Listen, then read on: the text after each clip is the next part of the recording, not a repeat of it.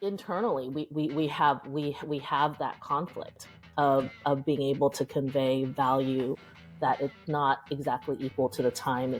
There are multiple components to the professional input that goes into it.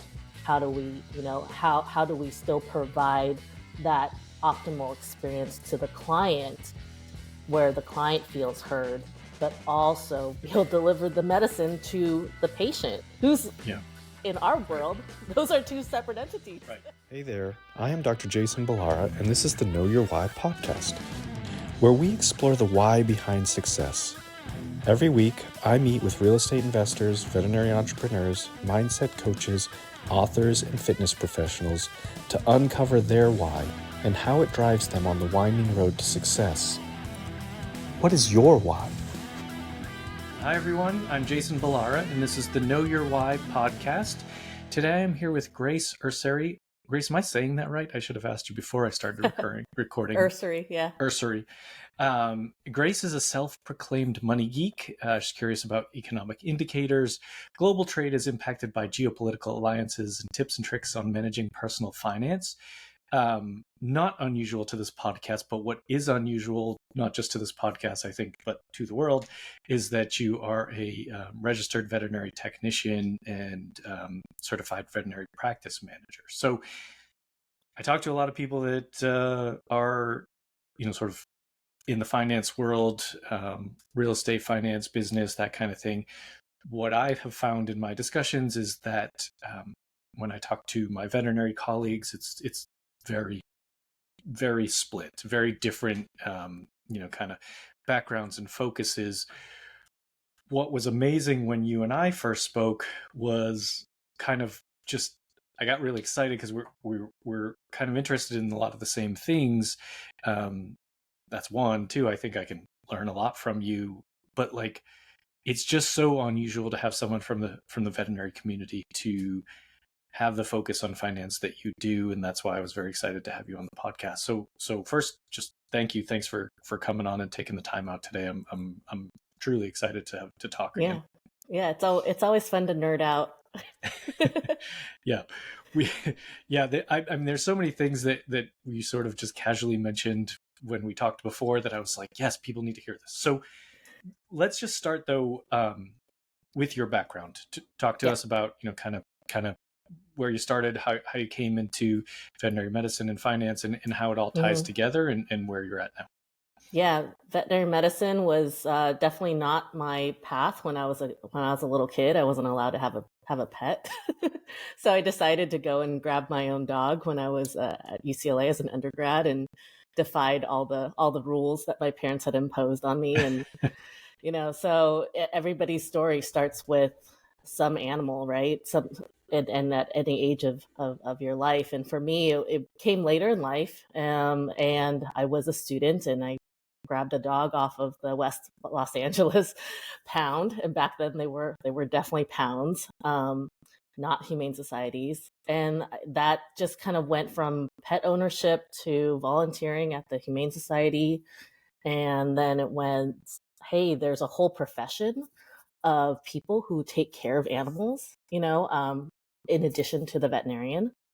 And that just kind of opened up another door. And I said, okay, now I'm going to go back to school, get my RVT license.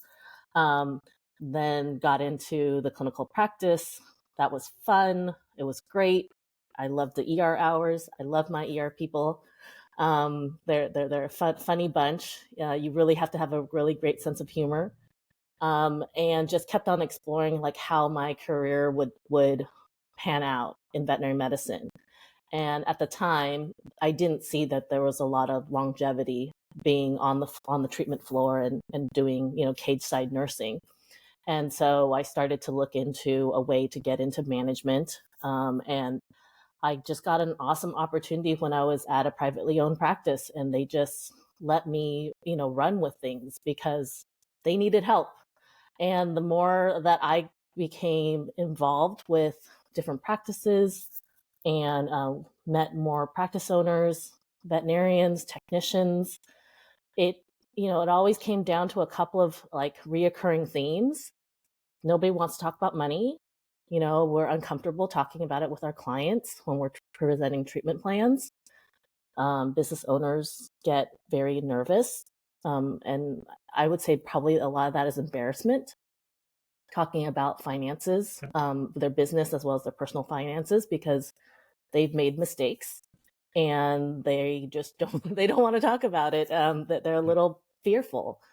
And that just became more and more of a space for me because I was very comfortable, asking really random questions to people.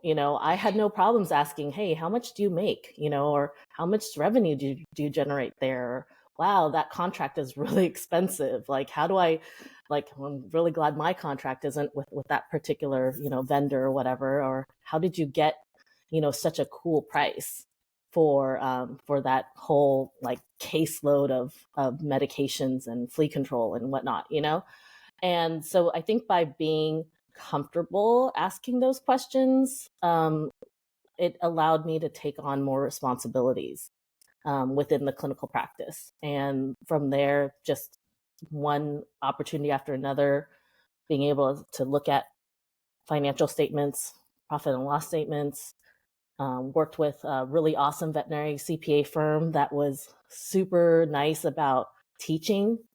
And now I'm at a point where I've learned a lot. I'm still curious about so many things. I love learning from with other people, and also from what they have made mistakes as well as successes. And I want to continue paying it forward. Yeah, so many things to touch on there, and I think, well, first, I just because a lot of people that listen are not necessarily from the veterinary community, and you touched on something there that I think is probably not known outside of veterinary community, and maybe it's known if they thought about it but not recognized, but it's the physicality of what we do. And a lot of times, especially the technicians,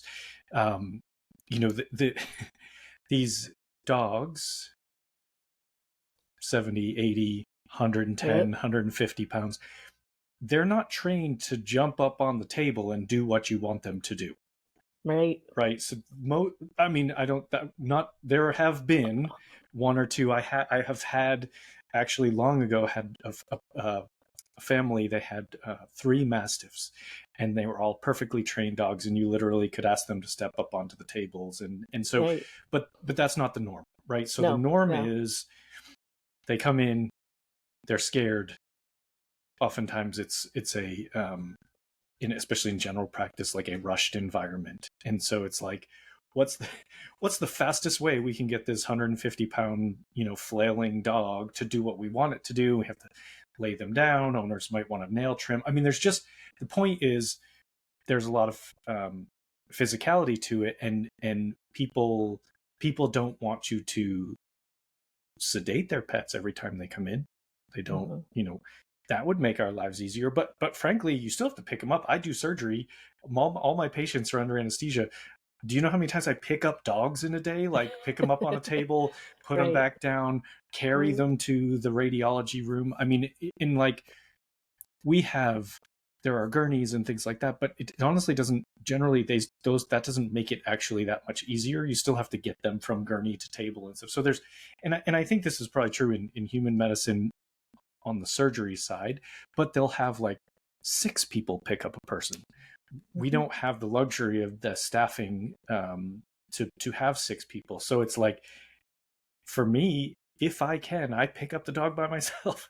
And sometimes it's a struggle, and I know techs that do that and stuff like that. And it's really probably a female dominated industry at this point as well. And so, not to say that all women are weaker than all men, but in general, size wise, like it's a lot of small, and so there's a lot of component to that is very true. And so thinking about it from don't forget the 7-pound cat, that is that a tiny little thing, right. But is the most squirreliest, slippery thing that has claws and teeth, right? So I am far more scared dealing with the 7-pound angry cat than a 150-pound angry Yeah. dog, because the Lots of cat has physicality.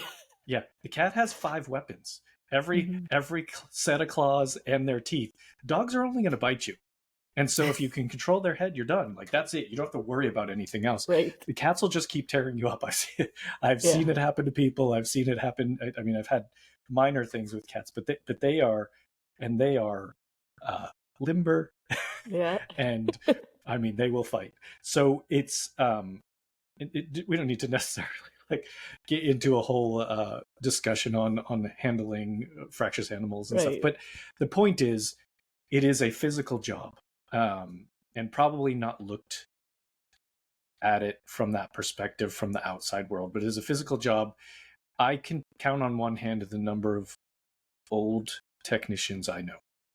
It just people leave, people go, because you just can't do it anymore, and it's very uncommon for like people in their 50s and 60s to be veterinary technicians still. It's truly, and when I say old, I say that respectfully. I'm nearly 50 myself, so it is being a technician, I think, is a young person's career, or job description, and a lot of them do exactly what you did, and saw like move into management.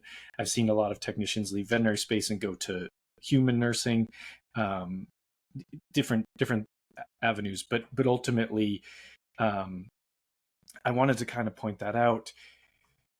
The other thing that you talked about that I think is like hugely important to keep talking about is the comfort level with money, and just discussing it, because Hmm. you're 100% spot on. Like, people are this is not just in veterinary world. This is like, people are afraid to talk about money. It comes from our backgrounds. It comes from, for whatever reason. So I wanted to ask you first, why were you comfortable with it? What, like, I would say 90% of people are just not comfortable talking about money Yeah. in general, Yeah. not just in the veterinary Yeah. world, but I think you, American society at large, right? It's just not normal right. for us to talk about money in a purely transactional sense. We add a lot of value to money that is intangible. We have a lot of societal beliefs on what, that money equals some moral characteristic. And specifically to veterinary medicine, that is so different from human medicine, is we get told, directly or indirectly a lot, that we're here to heal, and we should be doing it because out of the goodness of our heart and our soul, and Yeah. we're providing, um, a service to that client and to that pet, because we should be doing it. We should be doing it out of goodwill, and it's Right. supposed to make us better people. And that's kind of the identity that holds us back, because then it makes it much harder for us to have conversations where we do have to talk about profitability and the transaction of money for services, and the value of, the intellectual professionalism that our team brings. you know um, like you mentioned earlier about the physicality of veterinary medicine. AI is not going to replace that. AI is not going to Right. move the dog from one part of the hospital to the other. Yeah. And same thing with how we're able to deliver medicine. There are only so many things that can be automated and computerized in our profession. But at the same time, there's that component of the expectation from within our team, as well as from the public, that says, you should be doing this not for money, not for profit. Feel happy that you're saving a life or improving a life.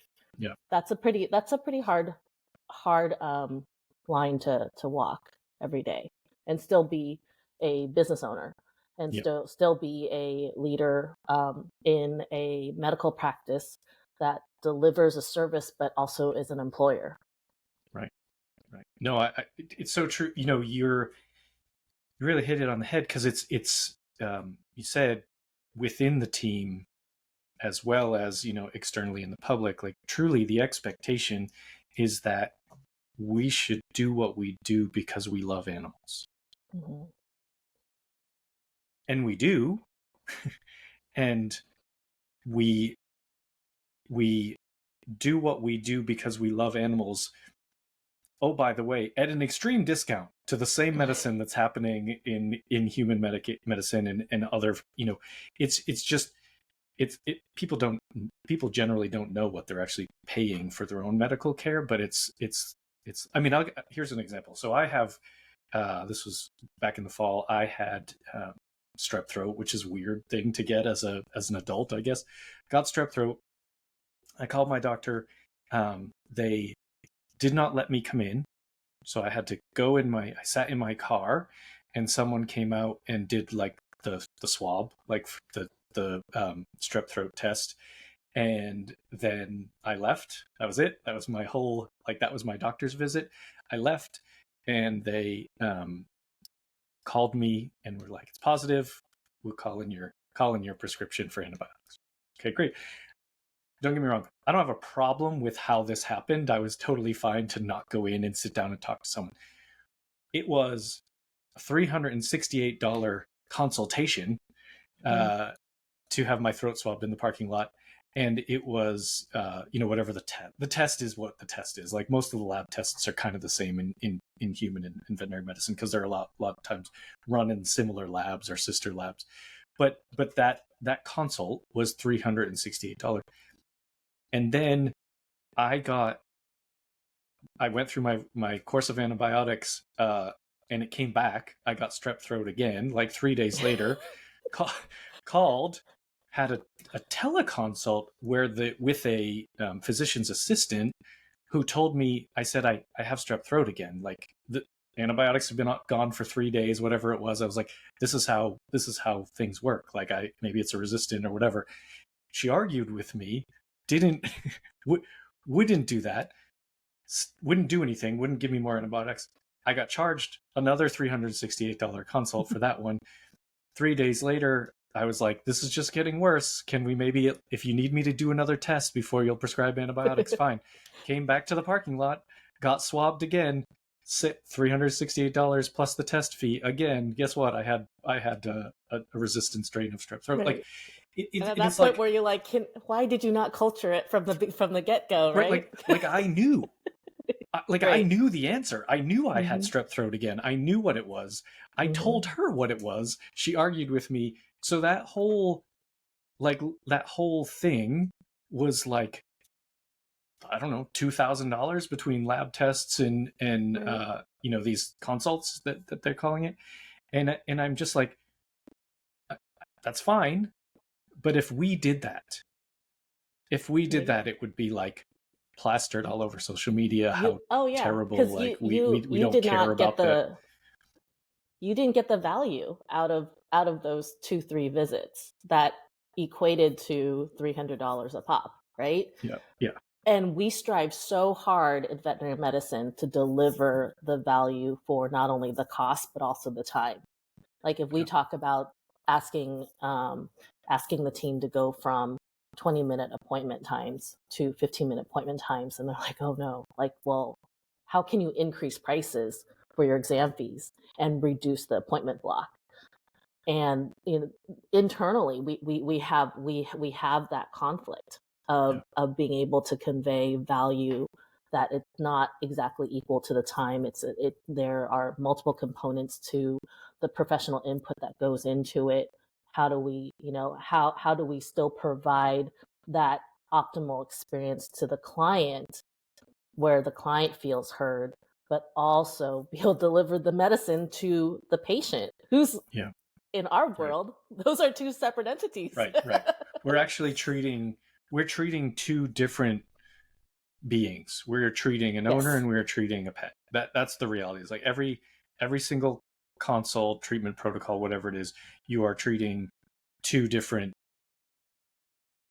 beings, and you're treating one medically, you're treating another one as maybe a therapist, a support system. You know what I mean? There's whatever Yes. you want to call it. I assume it's like this being a pediatrician, but also like you're not expected to be a pediatrician for free.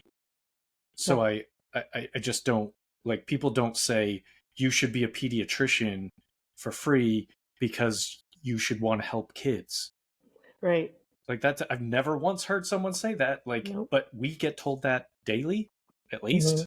Like it's very common to be, to have pushback over charging for services and pricing and stuff with the that same like montage of some variation of you should do this just because you love animals, and Hmm. it's like it's very disheartening. I think is really what it comes down to. It's just over time it does weigh on you, and I think especially for new grads, maybe people early in their career before they have built up the confidence. Two things: built up the confidence to feel 100%, sure of themselves and in what recommendations they're making and things like that. The other thing is efficiency. Like new grads, I was the same. Like when you come out, you're very, very slow. And so, especially in general practice, they come out with these, 20, 30-minute appointments if you're lucky. And you're expected to talk to the client, get a history, do a physical exam, diagnose the patient, and treat it in that amount of time. And also you shouldn't really charge much for it. Like that's kind of the expectation, and it's not really a fair fair expectation for people to put on the veterinarians. So anyway, we've digressed a little bit because I really do want to talk about you. And so you went into, you started talking to people about their financial statements. How are they, you started asking questions. And I think, you said, you want the title of this episode to be Curiosity Doesn't Kill the Cat. And I think that probably ties in very well here to kind of the idea of your willingness to ask questions around money. Yeah.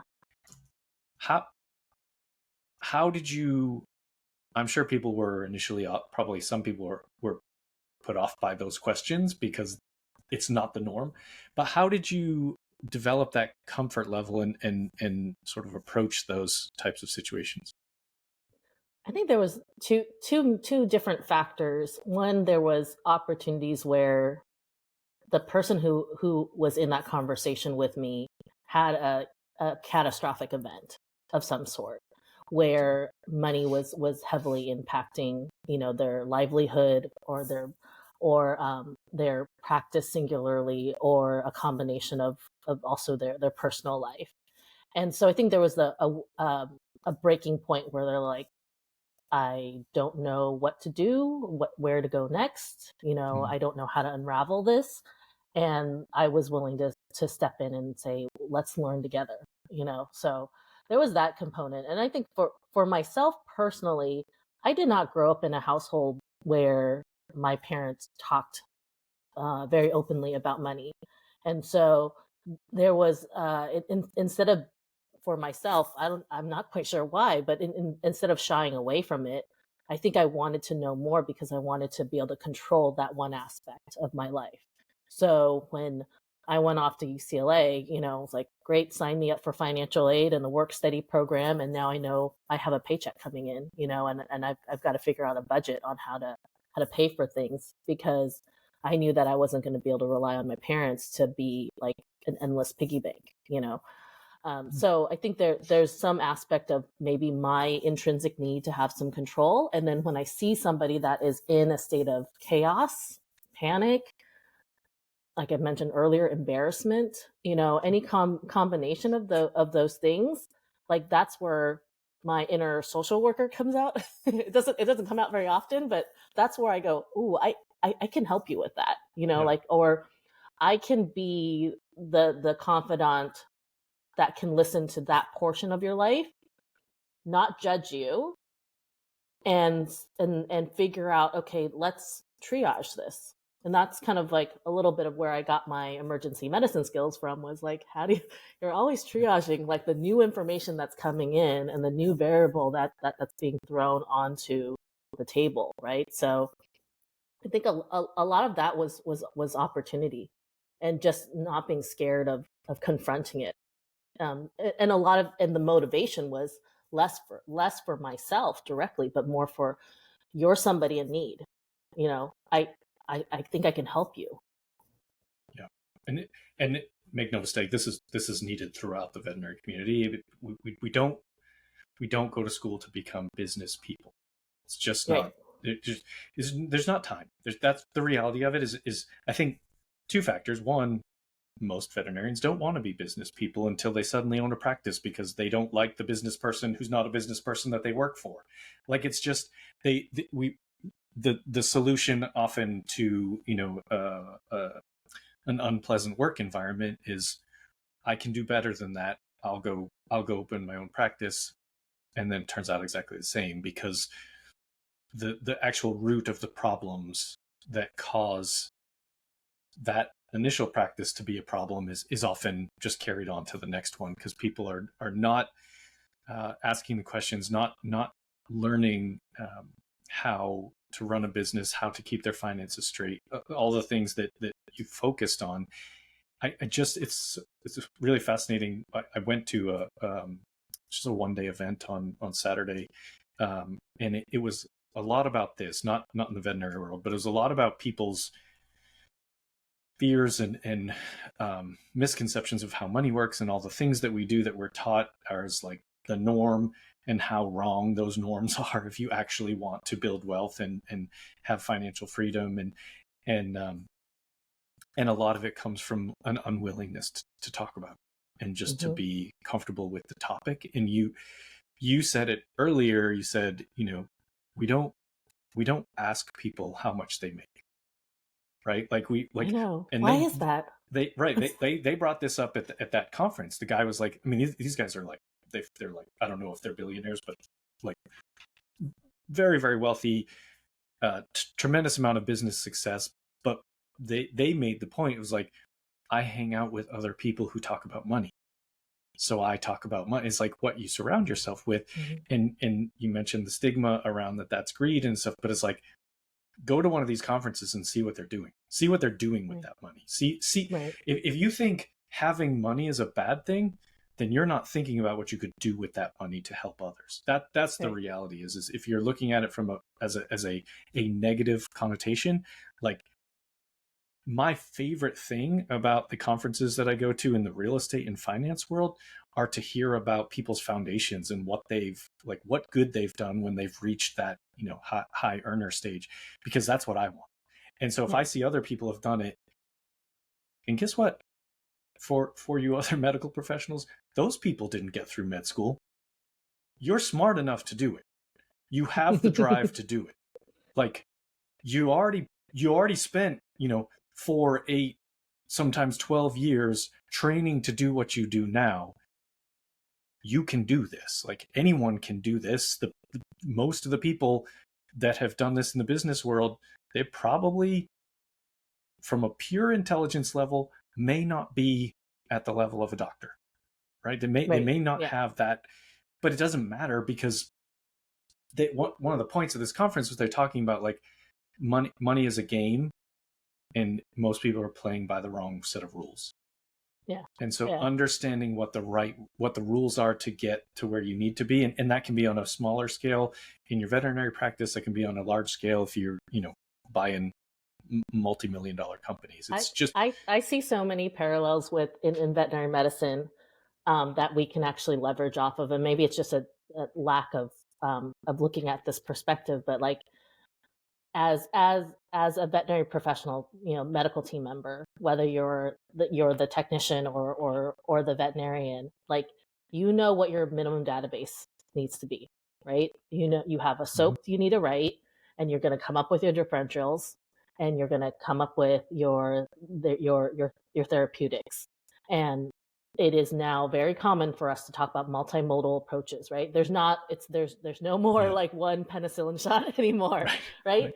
So that's the same thing with your finances. Like, know what Mhm. your baseline is, know what at minimum what your take home salary is going to be, and then add on a couple other things like, okay, I've got this benefits package over here that does this, I've got a 401k, I've got an HSA plan, and Yeah. oh yeah, I also have some PTO days that's actually monetized by your employer. And then figure out what your action plan is going to be. Decide where do you think you're going to be spending that money. Student, you got your student loan debt you got to pay off, you've got a rent or a mortgage to pay, all these little things that take away from your revenue stream. And then what do you have left? Do you have something left? What are you going to do with that? And you're going to be able to capitalize on it, where you're investing in something that is going to grow independently of you just replenishing that bucket, right? Mhm. So, I mean, medical professionals, especially in veterinary medicine, we're already trained to think in this in these steps of decision making. Gathering the information and then make a decision and follow through on your action plan. Why can't we do this with our finances, especially with our business?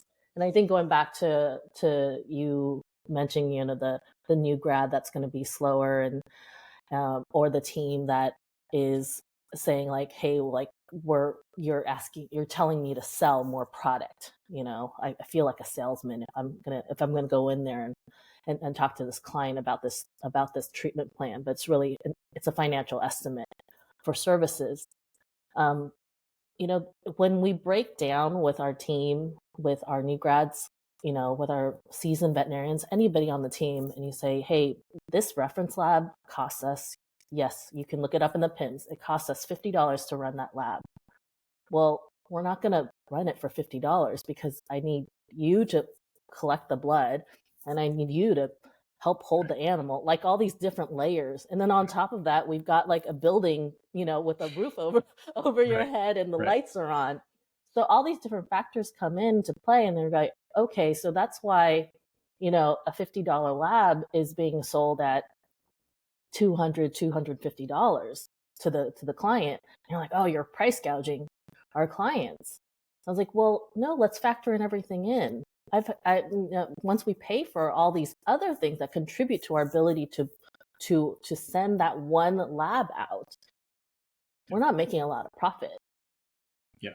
The lab samples don't collect themselves and put themselves in a box and send themselves to the lab and then interpret the results for the owner when it comes back. Like there's so many things that kind of get left out of the picture. And one thing is, it's like I hear this unfortunately far too often, and I have said it myself, so I'm not saying that, where you can point to a lab like that and you can say, okay, there's a reason we have to x multiple on what it costs us for that, and you can point to all those things. And then I'll hear people say, oh, but we can do this surgery for less for this person because all it is my time. All it is my time. And I'm like, it makes me sick. I'm like, that is the most important thing you have. Yes, Like, yes. all it is your time. That is literally the most important thing that you have. And it should be the thing you value the most. And so many times we say, all it is my time. And it's like, okay, first of all, if that were actually true, that all it is your time, no, it's your time. It's the technician's time. It's the anesthesia and the material, like the things that go into getting something into anesthesia and doing a surgery. Second of all, it's your time. It's not just your time. It's the time that you're not spent doing other things as well. If you want to look at it from a pure revenue standpoint, if you're like, I can do this because it's just my time, I can do it for free or at a discount or whatever. Well, you're not only doing that for free, you're not generating any other revenue while you're doing that, or you're not with your family. Yeah. Right? Those are the two things. You're either not actually making money another way, or you're not with your family or doing something that you deserve to enjoy.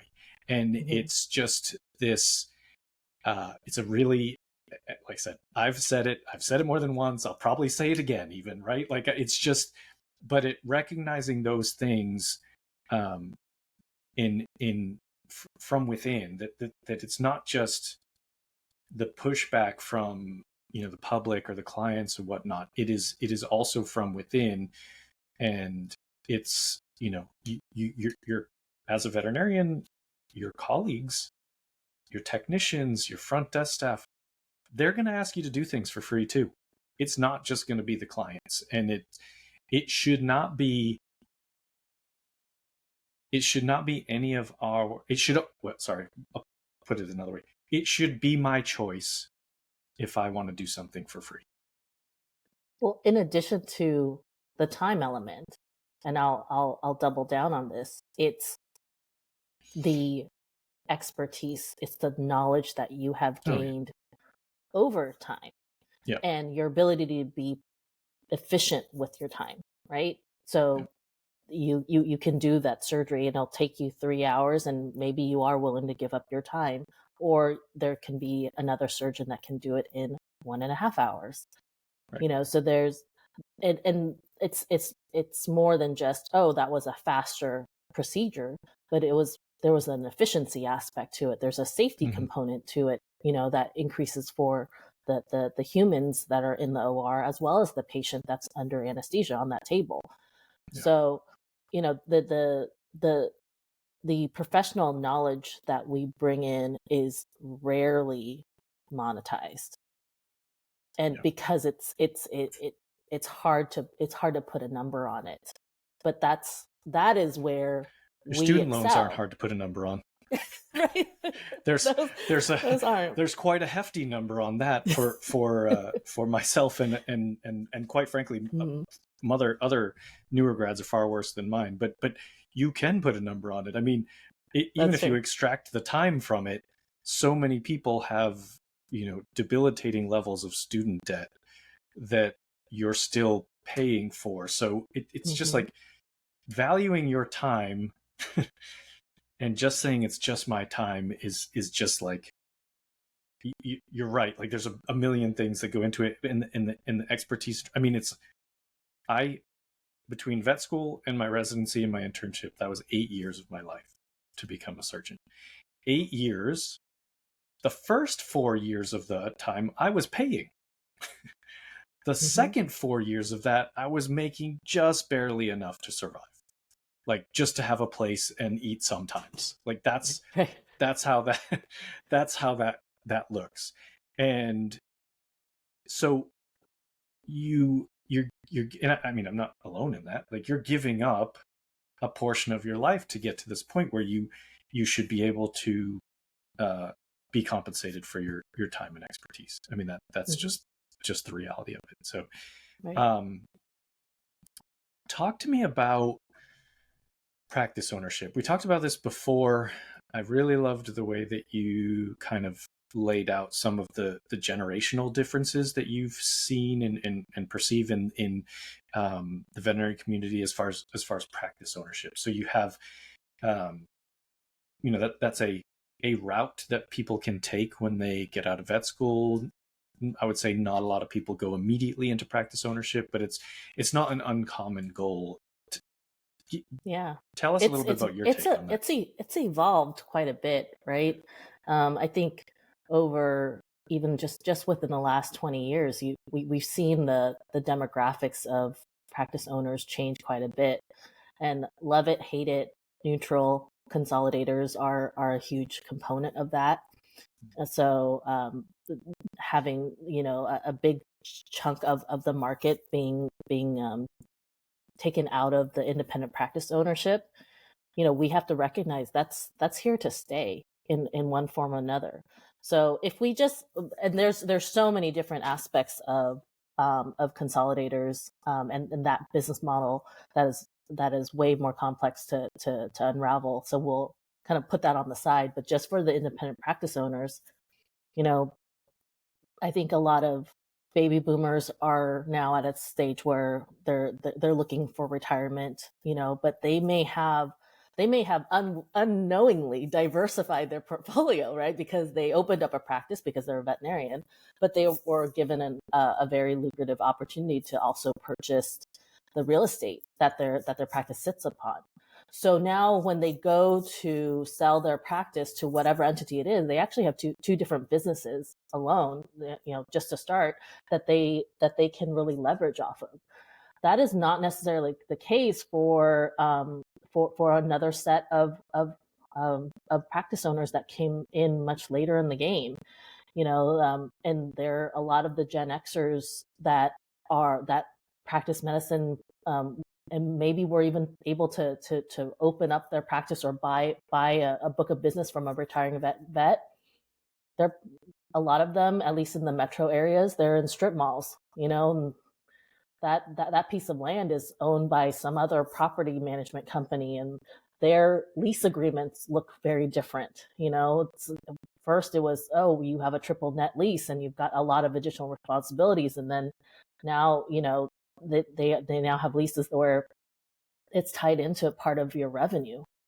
Like your property manager just automatically gets a percentage of your revenue. So it's like, well, why should I? Sometimes it's kind of like, why should I work that hard to increase my profitability if I already know like a certain percentage is going to go to just who owns this piece of land in the parking lot, So it doesn't surprise me that as our millennial veterinarians that came into the workforce, graduating from school, and they said, just give me a W-2 job, just sign me up, let me just kind of essentially clock in, clock out, without wanting to really invest into a longer term plan. Their value systems were very different. Again, love it or hate it in terms of how you characterize millennials as a generation, and where their motivations are. They're just a different beast in terms of, what they see as their current priorities and their long-term priorities. And then now we have Gen Zers coming into the workforce. They're coming through now, and we're not quite sure where they're going to land in terms of practice ownership. I think that we'll see a resurgence in independent practice owners because of this influx of millennials collectively not really looking into owning a business. And I think that Gen Zers have had a different set of life experiences that they're looking for a little bit more autonomy, a lot more control, right? So just like fashion and hairstyles, it's cyclical, but we do have to recognize that even Gen Zers, they're not going to be able to afford the piece of land that's underneath their practice.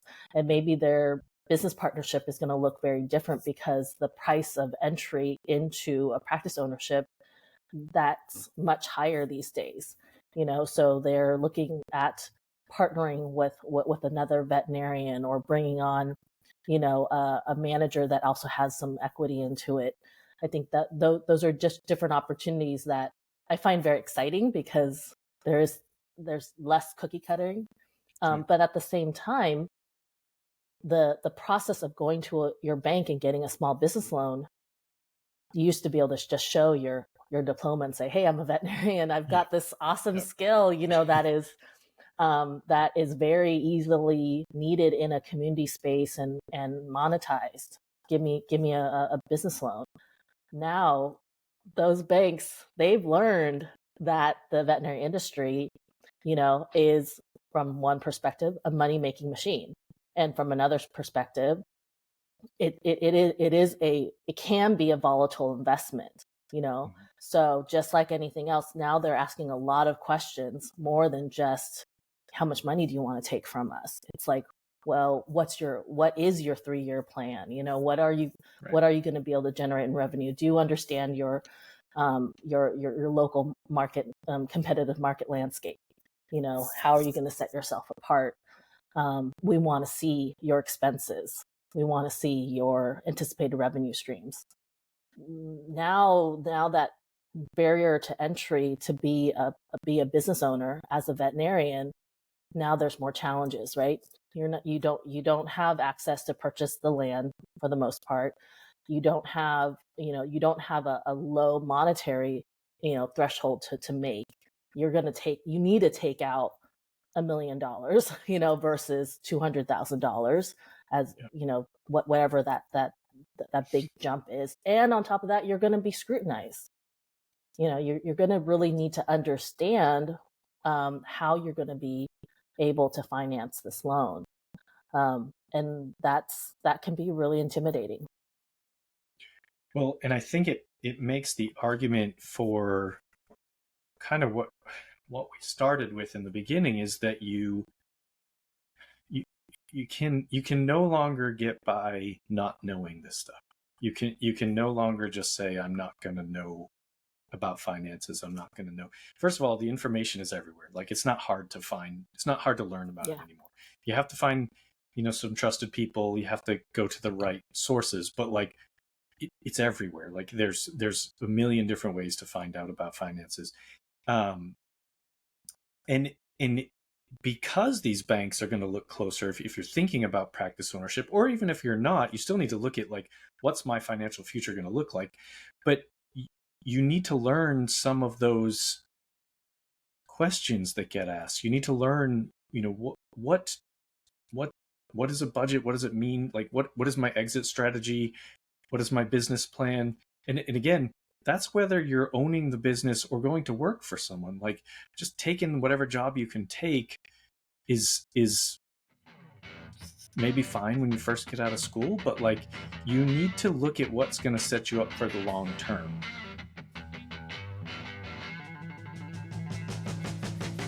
Hey there, I am Dr. Jason Ballara, and this is the Know Your Why podcast, where we explore the why behind success. Every week, I meet with real estate investors, veterinary entrepreneurs, mindset coaches, authors, and fitness professionals to uncover their why and how it drives them on the winding road to success. What is your why?